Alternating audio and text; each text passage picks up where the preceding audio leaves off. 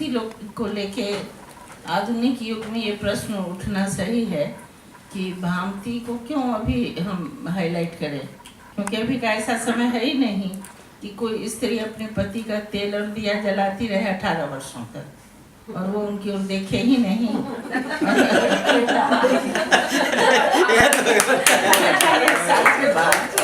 पूछ रहे हैं पति कि तुम कौन हो, कि तुम अति है। तो आजकल के समय में ऐसे पति के विषय में हमको लिखने का क्या था, वो भी अविस्मरणीय प्रेम कथा। तब ये जरूर है कि एक पंडित जी एक लड़की से जो शादी करते हैं जो मूर्ख नहीं है, लेकिन उसको मूर्ख की तरह उन्होंने देखा ही नहीं। मेरे भी मन में ये प्रश्न उठ रहा था, क्योंकि किंवदंती है हमारे यहाँ मिथिला में कि ये किंवदंती ही है।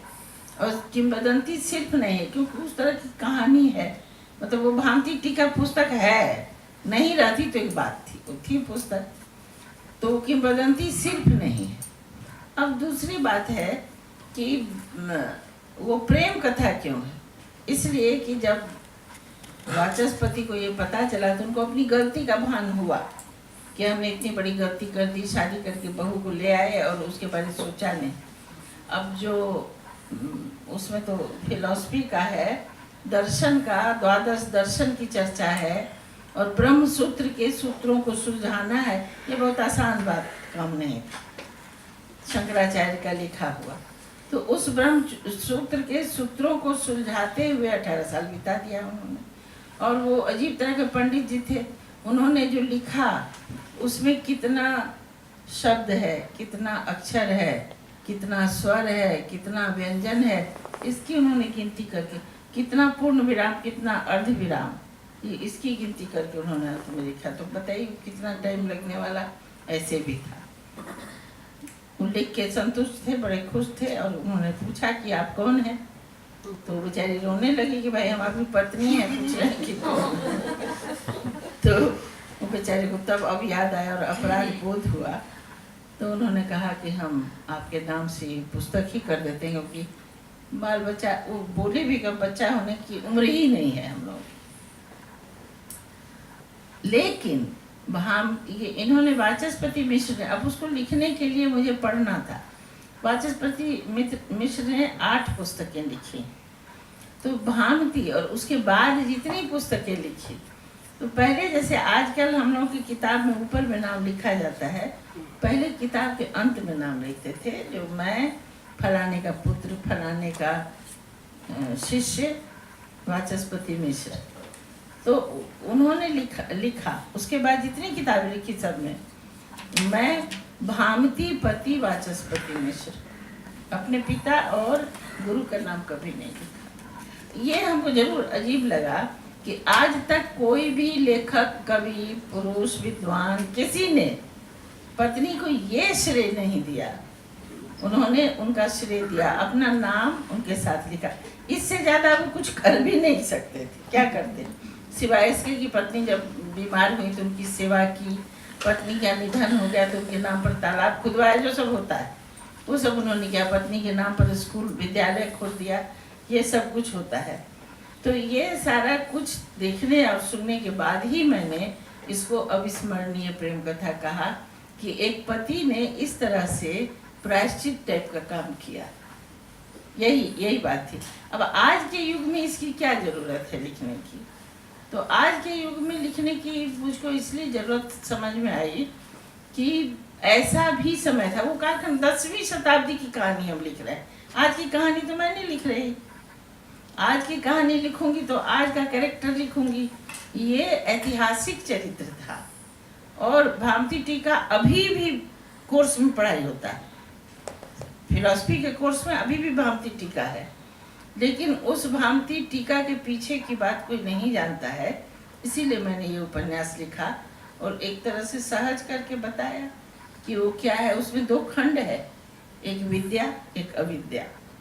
अविद्या खंड, पहले विद्या खंड है, और जब वो खत्म हो जाता है, जब उनका प्रेम का संबंध शुरू होता है, मतलब परस्पर एक दूसरे के प्रति अनुराग होता है, तो उस खंड का नाम अविद्या है। बहुत से लोगों ने ये कहा है कि आप प्रेम को अविद्या कहती हैं। तो भाई विद्वान, मेरे कहने का ये मतलब कि जो विद्वान है, जो विद्वत्ता में लगा है, उसके पास प्रेम करने की फुर्सत नहीं होती है। और जब वो अविद्या में चला जाता है तभी प्रेम करता है। बल्कि एक सूत्र भी उन्होंने लिखा है कहीं कि अविद्या से ही सृष्टि होती है। मतलब जब स्त्री पुरुष का प्रेम होगा, संबंध होगा, तभी सृष्टि होगी ना। तो विद्या से सृष्टि नहीं होती है, अविद्या से सृष्टि होती है। यही उसमें है लिखा हुआ। तो स्त्री जो 10वीं शताब्दी में थी, उसका क्या, उसकी स्थिति क्या थी, उसके ही विषय में भामती में, अब सिर्फ भामती एक कैरेक्टर नहीं है, उसमें बहुत सारी स्त्री चरित्र है जिनके साथ अनेक प्रकार का न्याय अन्याय हुआ है, वो हमने लिखा है। और वाचस्पति मिश्र के पूरे गांव की कहानी है वो, जो पूरे गांव के लोगों ने, न सिर्फ भामती ने बल्कि पूरे गांव के लोगों ने एक तरह से एक विद्वान को ये स्थिति दी कि वो एक उतना बड़ा काम कर सके। तो किसी भी विद्वान या लेखक को आपको स्थिति देना पड़ेगा कि वो बड़ा काम कर सके। शायद अभी जो लोग कहते हैं कि अभी बड़ी चीज़ नहीं लिखी जा रही है, उसका यही कारण होगा कि शायद आप वो स्थिति ही नहीं प्रदान कर रहे हैं, वो बड़ा कुछ लिख पाए।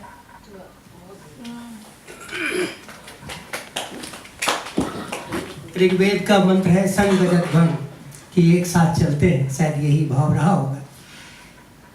भामती जब हम पढ़ते हैं तो आपने सही कहा है, उसके बहुत सारे चरित्र आते हैं और परंपराएं आती हैं, तंत्र का प्रभाव आता है, किस तरह से तंत्रकार और तांत्रिक लोग लड़कियों को ले जाने का कोशिश करते हैं, ये बात भी उसमें है। और औषधि की भी बात है, भेषज की जो बात है उसकी भी बात है, सारी बातें करती है। हमें भामती को इसलिए भी पढ़ना चाहिए। अब यात्रा आपकी जो बहुत अच्छी पुस्तक है सृजनहार, उषा जी के बारे में मेरा एक मानना है, और मैं साहित्य का आदमी नहीं हूँ इसलिए इसको बढ़िया से समझने की जरूरत है। उषा जी के बारे में मैं ये मानता हूँ कि अगर आपने इनके किसी भी ग्रंथ का 25 पेज पढ़ लिया तो बिना पढ़े आपको रहना नहीं है, पूरा पढ़ना ही पड़ेगा। और मैंने आजकल तो डेटा माइनिंग का जब समय होता है, हम रिसर्च के आदमी हैं, उतने ही पोर्शन को पढ़ते हैं जितना जरूरी होता है, जो आजकल के पत्रकार करते हैं, बिना कहाँ से कहाँ ले जाते हैं। तो हम भी कुछ डेटा माइनिंग वैसे ही करते हैं। तो सृजनहार जब आप पढ़ेंगे, आप सब सारे लोगों ने पढ़ा होगा, तो उसमें एक अलग ही बात करती है, पूरे विद्यापति के लाइफ स्टाइल की बात करती है, उनकी जिंदगी की बात करती है, कैसे वो विद्यापति जो है लोक की अवधारणा को कृष्ण की बात करते हैं, सारी बातें करती है। और वह उस समय भी अपने पाठकों को उस ओर ले जाती है। और अगर किसी ने उषा जी का सृजनहार पढ़ लिया और राम वृक्ष बेनीपुरी के अनुवाद को पढ़ लिया तो विद्यापति को पूर्णतः समझ लेगा, मेरी ये मान्यता है। तो उसकी जो मेकिंग ऑफ विद्यापति में बहुत चैलेंज है सृजनहार में। एक चैलेंज है कि राजा राममोहन राय को हम लोग क्रेडिट देते हैं कि राजा राममोहन राय इस भारत में पहले व्यक्ति हुए जिन्होंने ये जो जौहर की प्रथा थी, सती प्रथा थी, उसको बंद कर दिया। नहीं, विद्यापति ने 14वीं सदी में रानी को नहीं करने दिया था, चिता से खींच के लिए आए थे। और ये बात मुझे किसी इतिहास की किताब से नहीं पता चला, ये बात मुझे उषा जी के सृजनहार से पता चला। तो मैं चाहता हूँ कि आप सृजनहार पर थोड़ा सा प्रकाश डालें, फिर आपसे तो हम पूछते ही रहेंगे। असल बात विद्यापति के कालखंड की कहानी है। अभी जो 18वीं शताब्दी में या 19वीं शताब्दी में जो स्थिति थी स्त्रियों की, वो 14वीं शताब्दी तक पहुंच चुकी थी वो स्थिति। मतलब हम पुराण काल या उससे भी पहले वेद काल की स्त्रियों की जो सुविधाएं थी, स्त्रियों को सुविधाएं थी। वेद काल में स्त्रियों को अधिक सुविधाएं, अधिक अधिकार। पुराण काल में थोड़ा कम हुआ, उसके बाद स्मृति काल में थोड़ा कम और हुआ। आते आते जो 14वीं शताब्दी है, 13वीं का अंत और 14वीं, उस शताब्दी में जो स्थिति थी, उस स्थिति में कोई परिवर्तन 18वीं शताब्दी तक नहीं था। लेकिन अब तो सवाल है कि जिस विषय को आप उछालेंगे वही उछलेगा।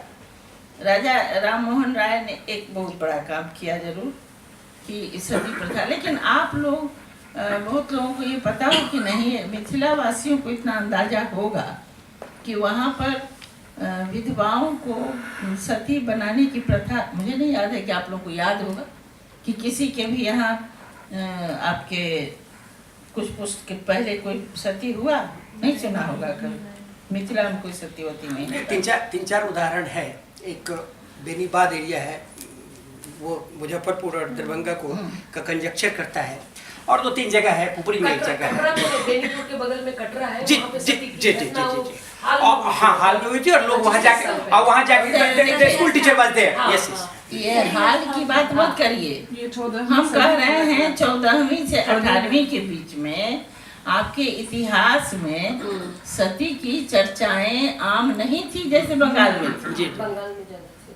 बंगाल में सती प्रथा धड़ल्ले से वैसी ही थी जैसे राजस्थान में थी। तो ये हाँ, विधवाओं के साथ अन्याय थोड़ा बहुत होता ही था, जैसे उनको दूसरी शादी नहीं होती थी, उनको ये नहीं खाना है, वैसे नहीं पाए, ये साबुन नहीं लगाएंगे, हाँ बहुत सारी चीजें थी जो नहीं कर सकती थी विधवाएं, लेकिन सती बना के जला नहीं दी जा रही थी, ये मेरा कहना है।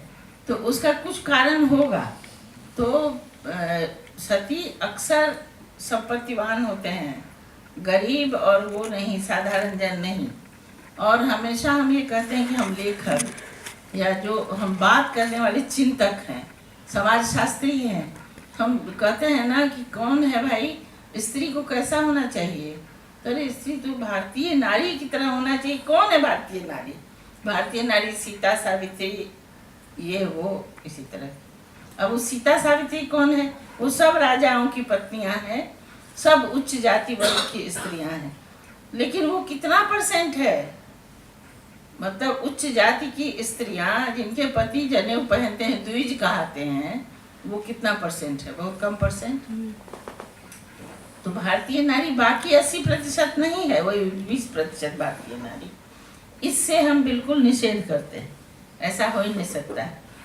तो लेकिन सती भी वही होती है जिसके पास संपत्ति था, जिसके पास मुकुट था, जिसके पास राज्य था, वो प्रिविलेज ही कास्ट वाली सती होती है, क्योंकि उसी को दूसरे विवाह की अनुमति नहीं थी, उसी को जीवन जीने का ही नहीं था कुछ उपाय, तो सती बना दी जाती थी। ये छोड़ने का कारण जिस समय मैं चूंकि इतिहास की हूँ और विद्यापति का कालखंड मैंने जो पढ़ा है वो इतिहास नहीं है, लेकिन उसको मैंने उस तरह से मेहनत करके पढ़ा। विद्यापति ने जितना कुछ लिखा, पहले तो विद्यापति का लिखा हुआ पढ़ा, फिर विद्यापति के समय में दूसरे लोगों ने जो लिखा वो पढ़ा, फिर उस समय का जो राजनीतिक सिचुएशन था वो पढ़ा, तब मुझे पता चला कि सती हो रही थी स्त्रियां, लेकिन उसको विद्यापति ने रोका।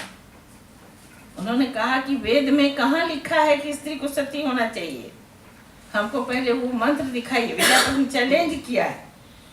पुरुष परीक्षा में भी 2 कहानियां ऐसी हैं जिसमें उन्होंने चैलेंज किया है कि मुझे पहले बताइए कि वेद का एक मंत्र मेरे सामने कोई पंडित ला के दिखाए कि पति के साथ पत्नी को जल जाना चाहिए।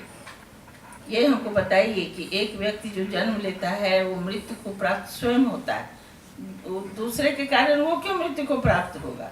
इस तरह का बहुत बड़ा विवाद और वाद उनका चला, और तब अंततः उन्होंने चिता पर बैठी हुई महाराजा पद्म सिंह की पत्नी को उतारा। उतारने के बाद उनको उनका बच्चा जो था, उस बच्चे को क्राउन प्रिंस बना के, और उसकी वो मतलब माँ है क्योंकि, तो केयरटेकर महारानी बना के उनको बैठाया। ये छोटी बात नहीं थी। तो विद्यापति अपने समय के इस तरह के लीजेंड थे, चूंकि वो राज परिवार के एडवाइजर थे। एडवाइजर जो होता है वही थे, मतलब पॉलिटिकल एडवाइजर जैसा आजकल होता है वो थे। तो विद्यापति ने ऐसा किया और उनको उतार करके उनको सिंहासन पर बैठाया, और विश्वास देवी बहुत दिनों तक उन्होंने राज किया। ऐसा नहीं था कि उन्होंने राज नहीं किया। जब तक बच्चा उनका बड़ा हुआ बाद में बनारस तब चले तक गए। उन्होंने, और फिर वो काशी चली जाती। तो ये विद्यापति ने उस समय जो रोका, तो एक नियम बन गया होगा कि भाई नहीं, काहे को बैठना है। तो उन्होंने कहा है, और ये बात उन्होंने कही है कि पहले दिखाओ। तो कौन दिखाएगा? कोई कहीं है ही नहीं लिखा हुआ। ये अलिखित कानून है। बहुत सारे कानून अलिखित हैं। जैसे विधवाओं को ये नहीं करना चाहिए, वो नहीं करना चाहिए, कहीं लिखा हुआ है। मतलब आजकल आप लिख दे रहे हैं, वो दूसरी बात है। तो ये विद्यापति के माध्यम से हमने यही बताने की कोशिश। मैं जब भी सिटीजन हार्ट पढ़ता हूँ तो मुझे लगता है जैसे क्रिकेट की कोई कमेंट्री कर रहा हो, तो मुझे लगता है विद्यापति का जो मेडिवल हिस्ट्री है और Vidyapati as a person, as a व्यक्ति, उसके बारे में ये रनिंग कमेंट्री है। और रनिंग कमेंट्री जो है वो इतना पावरफुल है कि आप इधर उधर नहीं हो सकते, वो ऐसे ही चलते रहता है। और अंग्रेजी की अमेरिका की एक बहुत बड़ी राइटर है, फेमिनिस्ट है, चिमामांडा।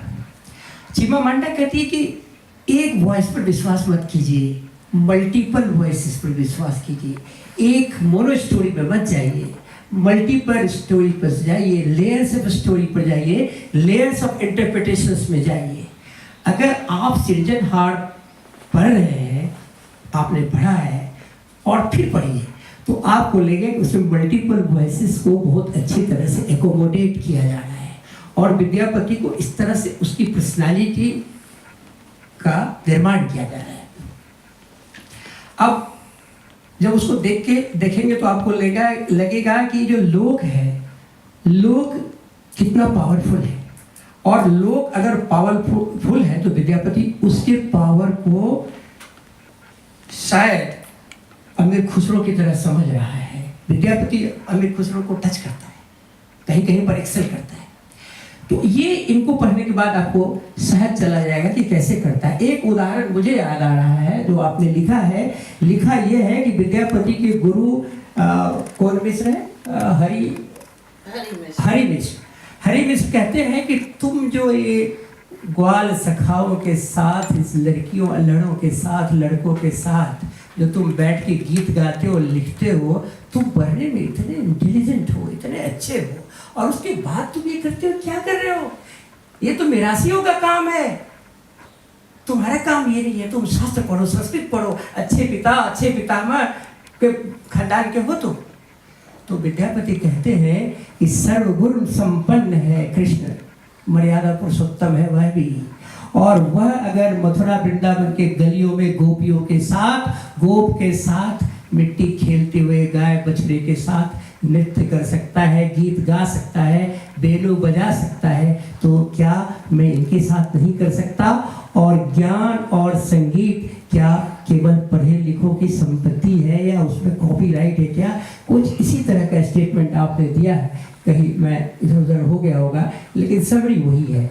उस पर आप थोड़ा सा बताइए। देखिए, जो लोग नई हिंदी पढ़ रहे हैं, जिसको कहते हैं कि हिंदी नई चाल में ढली, तो वो लोग समझ रहे हैं जो तुलसीदास को ही सिर्फ उनको मारा पीटा, उनको हत्या की कोशिश की और उनको मना किया कि तुम काहे कि संस्कृत छोड़ के लोक भाषा में लिख रहे हैं। तो ये भ्रामक विषय है। उससे पहले विद्यापति ने लिखा है, सबसे पहले, क्योंकि वो 14वीं शताब्दी में थे, 16वीं में। 14वीं शताब्दी में जब वो लिख रहे थे, कोई भी ये होता है जब आप लिख तोड़ते हैं तो लोग कहता है। तो संस्कृत के पंडित थे, संस्कृत पढ़ रहे थे, लिख रहे हैं वो अपभ्रंश में, अवहट्ट में और बाद में मैथिली में। मतलब उन्होंने अपभ्रंश अवहट्ट के साथ साथ बाद में मैथिली एक भाषा गढ़ने की कोशिश की, जो थोड़ा ही पहले गढ़ा गया था, जो त्रिश्वर ठाकुर ने गढ़ लिया था, मगर वो अभी विकास की यात्रा कर रहा था। तो विद्यापति से आशा नहीं कर रहे थे वो। जैसे मान लीजिए तुलसीदास से लोग ये आशा नहीं कर रहे थे कि वो मलिक मोहम्मद जायसी तो अभी लिख ही रहे थे, अवधि में लिख चुके थे तुलसीदास के पहले, तो उनको तो कोई नहीं गया था काटने मारने। लेकिन तुलसीदास जब लिखना है तो चूंकि आप पंडित हैं बड़े, संस्कृत के, तो आप काहे को लिख रहे हैं उसमें? इसी तरह उससे 200 साल पहले विद्यापति जब अपभ्रंश और